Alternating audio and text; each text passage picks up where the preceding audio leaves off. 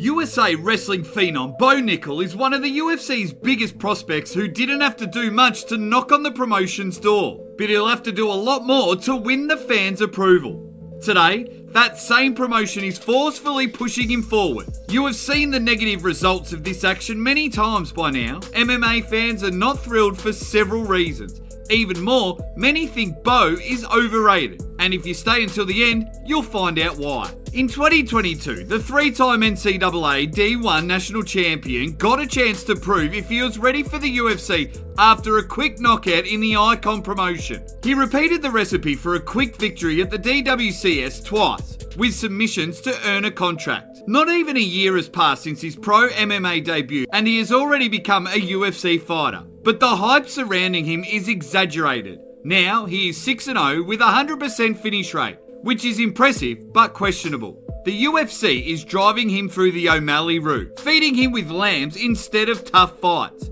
True, Nickal has shown a tendency to finish the fight quickly, but the quality of his opponents makes it much less impressive. He debuted against Jamie Pickett, who has 7 losses and 2 wins in the UFC with an overall record of 13-11. Then, he faced undefeated Val Woodburn, who also had a questionable score and jumped in on short notice. Val also lost the next fight, showing he is not a fighter of UFC caliber. Last but not least, it was Cody Brundage, who has a 4-5-1 UFC record. Cody was marked as one of the biggest underdogs in UFC history before the fight, but Bo, although he won, did not have a flawless performance. He expressed dissatisfaction with himself, and struggling with the underdog only added to the opinion that he is really overrated. With this kind of score pumping, it's only a matter of time before he slips and confirms my claims. Don't get me wrong, Bo is good, but I want you to make me believe he is what you claim him to be. Dana White acts like a too proud parent of an average child, literally making us drink Nickal juice.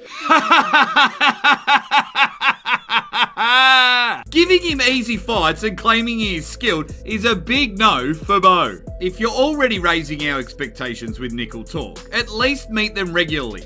If you don't, we have no choice but to think he is overrated. The excessive promotion of this prospect has created a counter effect among the fans, especially us who think he is not that good. Nothing wrong with pushing a fighter, but do so by giving him tough fights and helping him evolve through fire. Shabazian, Till, and O'Malley are great examples of what happens when the UFC tries to make champions by force. Promising prospect, yes, but it's going to take a lot more to convince me he is a top fighter. What's extra infuriating is pushing Nickal where he doesn't belong. How could he get a main card position at UFC 300 next to 6 world champions? Brundage was not even in the top 15, and he got a high position at the event only because his opponent was overhyped Bo Nickal. And it was in that fight that Bo showed he didn't belong there yet. Also, Bo makes it hard to like him with absurd comments about how he would go through fighters like Makhachev and Chimaev. Chill out, buddy. You couldn't even get through Cody Brundage like you said you would.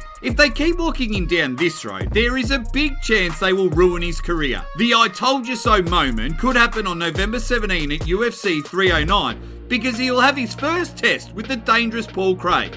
Would you look at that?